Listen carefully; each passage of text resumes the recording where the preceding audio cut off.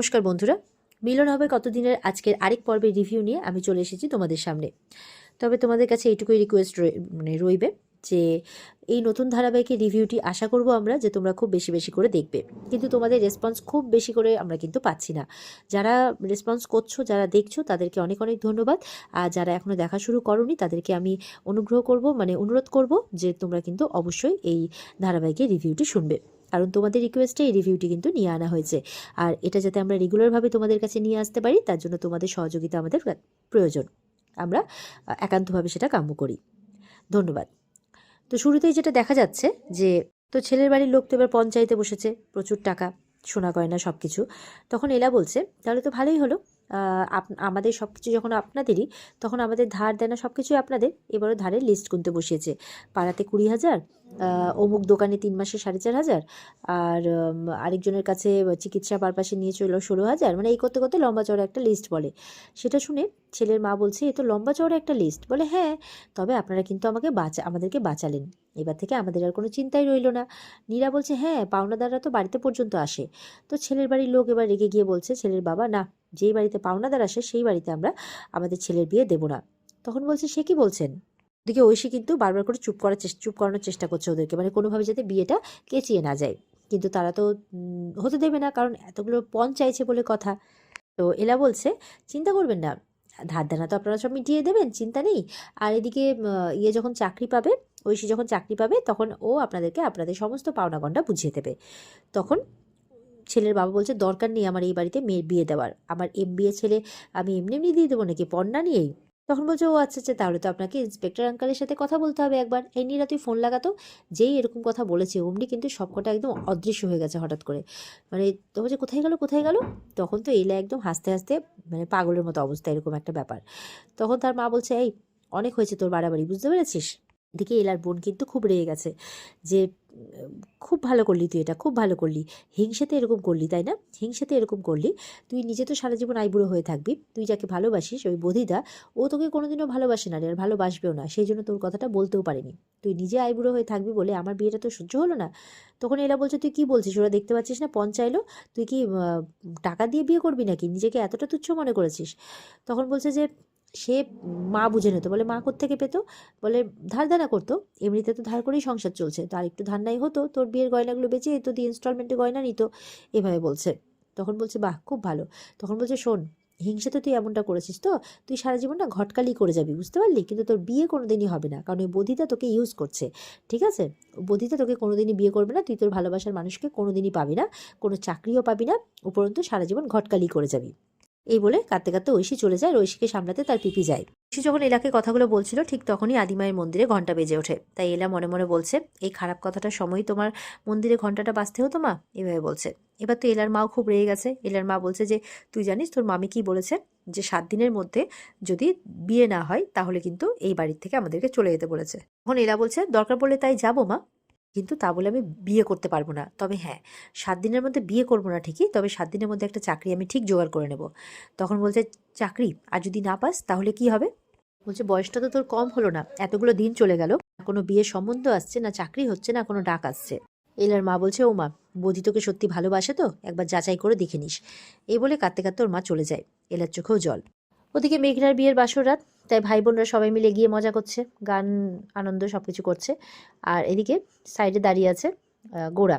সে মৈনাককে বলছে যে মানে ভালোবাসার দোহাই দিয়ে আরেকটা জীবন শেষ হয়ে গেল, আর এই সব কিছু হলো ওই এলা বসের জন্য, আমি ওকে ছাড়বো না। ওদিকে ক্রিস তার দিদির জন্য গান গাইছে, আর সবাই আনন্দ করছে।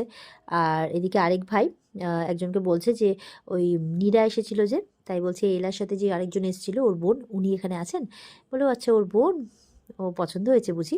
তবে পছন্দ করে কোনো লাভ নেই, কারণ তোমাকে তো শেষমেশ কেউ পছন্দই করে না। তার বেচারার মনটা খারাপ হয়ে যায়। ওদিকে মেঘনা মনে মনে মৈনাকের সাথে কাটানো মুহূর্তগুলোর কথাই ভাবছে। আর মৈনাক তাকাচ্ছে আবার চোখ নামিয়ে দিচ্ছে, ও তো নিজের ধান্দাতেই আছে।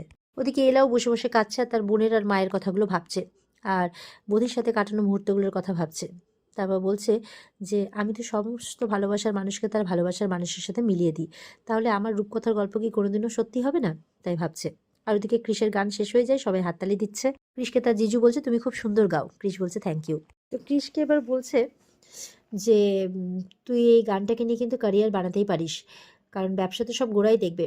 তখন ক্রিস বলছে হ্যাঁ আমি এটাই চাই যে আমার দাদাভাই সব দিক সামলাক, আমরা সব ভাই বোনরাই তাই চাই, এই হচ্ছে এই পরিবারের যোগ্য উত্তরাধিকারী। মৈনাক আবার এই কথাগুলো শুনে চলে যায়। এরপরে গোড়াও চলে যেতে চাইলে মেঘনা বলছে দাদাভাই মিমি আমাদের জীবনটা শেষ করে দিয়েছে, সৎমা হয়ে এসে আমাদের দুজনেরই জীবনটা শেষ করে দিয়েছে, আজকে বিয়ে হয়ে আমার জীবনটা শেষ হয়ে গেল, তবে তুই কিন্তু বদলা নিবি। ক্রিসের কিন্তু এই কথাগুলো শুনে ভালো লাগে না। গোড়া বলছে চিন্তা করিস না, আজকে ওই মেয়েটার জন্য, মানে গোড়া আবার এলা বসের কথা বলছে, ওই মেয়েটার জন্য তোর যে ক্ষতিটা হলো না, আমি তাকে ছেড়ে কথা বলবো না। এদিকে এলা বলছে আমি জানি তুমি আমাকে ভালোবাসো, আর কাল এটা আমি সবার সামনে প্রমাণ করব, আর তারপর থেকে কেউ কিচ্ছু আমাকে বলতে পারবে না।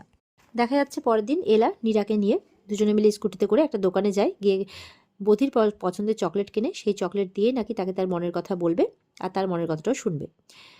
এই বলে দুই বোন রওনা হয়ে যায় মনের আনন্দে। আর ওদিকে মেঘনার বিদায় হচ্ছে। তো মেঘনা যাচ্ছে মন খারাপ করে। মেঘনার বাবা বলছে চিন্তা করিস না, তুই খুব ভালো থাকবি, দেখবি তুই এটার জন্য আমাকে থ্যাংক ইউ বলবি পরে। মেঘনা তার বাবার উপর রাগ করে গাড়ির দরজা লাগিয়ে দেয়। এরপরে ছুটে যায় তার দাদা। তার দাদা ছুটে গিয়ে তার বোনের হাত ধরে বলছে চিন্তা করবি না, তোর দাদা সবসময় তোর সাথে আছে। তার বোনও দেখা যাচ্ছে তার দাদাকে বেশি ভালোবাসে, তার দাদার কথাই শুনছে। এই বলে বোনের গাড়ি যাচ্ছে পেছন পেছন, দাদাও দৌড়চ্ছে। তখন তার বাড়ির লোক বলছে ওকে কেউ আটকা। তখন মৈনাক গিয়ে তাকে আটকায়, চল ভেতরে চল। তখন গোরা বলছে ওই মেয়েটার জন্য আমার বোনকে আজকে এই বাড়ি ছাড়া হতে হলো, তাকে আজকে বিয়ে করতে হলো, তার জীবনটা শেষ করতে হলো। ওই মেয়েটাকে তো আমি কোনো মতেই ছাড়বো না, কোনো মূল্যেই না। তো নীরা এলা একটা জায়গায় পৌঁছে গেছে। তো নীরাকে বলছে এলা যে লোকগুলোকে ফিট করা হয়েছে ওরা ঠিকঠাক ঠিকঠাক করে কাজ করবে তো? বলে হ্যাঁ হ্যাঁ তুই চিন্তা করিস না। তখন বলছে ঠিক আছে আমিও আমার কাজটা করছি। ওদিকে গোড়া কোথাও একটা বেরোচ্ছে আর মৈনাককে বলছে যে এলাবুর সম্পর্কে সমস্ত ইনফরমেশন আনতে বলেছিলাম, এনেছিস? বলে হ্যাঁ। তখন বলে তার বাড়ি কোথায়, সে কী নিয়ে পড়াশোনা করে, গত আবার 1 বছর ধরে চাকরি করছে, এ সব কিছু বলে। তারপরে বলে যে সে কোনো রিলেশনশিপে আছে? গোরা জিজ্ঞাসা করছে। তখন বলছে হ্যাঁ আছে, কিন্তু ছেলেটা খুব একটা সুবিধার নয়, ব্যান্ড করে, ওই যে আমাদের ইউনিয়ন মানে ওই এর আগে প্রোগ্রামে গান করলো না, ভুলে গেছিস? তো সে কিন্তু এলা বোসকে নাচাচ্ছে, শুধুমাত্র ইউজ করছে ওকে, আর কিচ্ছু না। আর বাকি কোন একটা নেতার মেয়েকে নাকি পটিয়ে রেখেছে। তো গোরা বলছে বাহ খুব ভালো একটা ইনফরমেশন দিলি, যে ভালোবাসার দোহাই গিয়ে চলে তাকে এবার উচিত শিক্ষা আমি দেবো, এই বলে বেরোচ্ছে। মৈনাক বলছে কোথায় যাচ্ছিস? বলে যাচ্ছি শিক্ষা দিতে। তো বলছে যে ঠিক আছে, ভুল করে এমন কোনো ভুলভাল কাজ করিস না, তখন আবার পরে সমস্যা হবে। এদিকে দেখা যাচ্ছে যে বোধি একটা জায়গায় বসে গান গাইছে, আর গানের কথাগুলো হচ্ছে এলা যে রোম্যান্টিক কবিতা গান এইসব লেখে সেই গানটাই গাইছে বোধি। আর সামনে দেখা যাচ্ছে যে সেই যে নেতার মেয়েকে পটানোর চেষ্টা করছে, সেই নেতার বাড়ির সামনেই সেই মেয়ে ব্যালকনিতে দাঁড়িয়ে আছে, তাকে শুনিয়ে এই গান গাওয়া হচ্ছে। সেই মেয়ে একেবারে পটে গেছে। এবার গান গাওয়া হয়ে গেলেও ওদেরই বন্ধু বান্ধবের মধ্যে একজন মেয়ে আরেকজনকে বলছে দেখো ছেলেটা মোটেও সুবিধের বলে মনে হচ্ছে না। ওদিকে এলাকে কিন্তু নাচাচ্ছে, আর এদিকে দেখো নেতার মেয়েকে পটানোর চেষ্টা করছে। না, এই ব্যাপারগুলো কিন্তু আমাদেরকে এলাকে জানাতেই হবে। তখন আরেকজন ভদ্রলোক বলছে একদম ঠিক বলেছো, আমাদের এলাকে এটা জানাতেই হবে, না হলে এই এলার জীবনটাকে নষ্ট করে দেবে। এই বলে ওরা রওনা হয়ে যায় জানানোর জন্য। আর এদিকে বধিকে আরেকজন বন্ধু বলছে কিরে নেতার মেয়েকে তো ভালোই পটিয়েছিস এলার গান গেয়ে। তখন বলছে হ্যাঁ। বলছে তাহলে এলার কি হবে? ও তো টিনের জোকের মধ্যে তোর পেছনে পড়ে আছে। বলে শোন, এইসব টিনের জোকেদের নয় লবণ দিয়ে কী করে সরাতে হয় এটা আমার খুব ভালো করে জানা আছে। সবসময় এলার কথা বলবি না তো, ভাল লাগে না।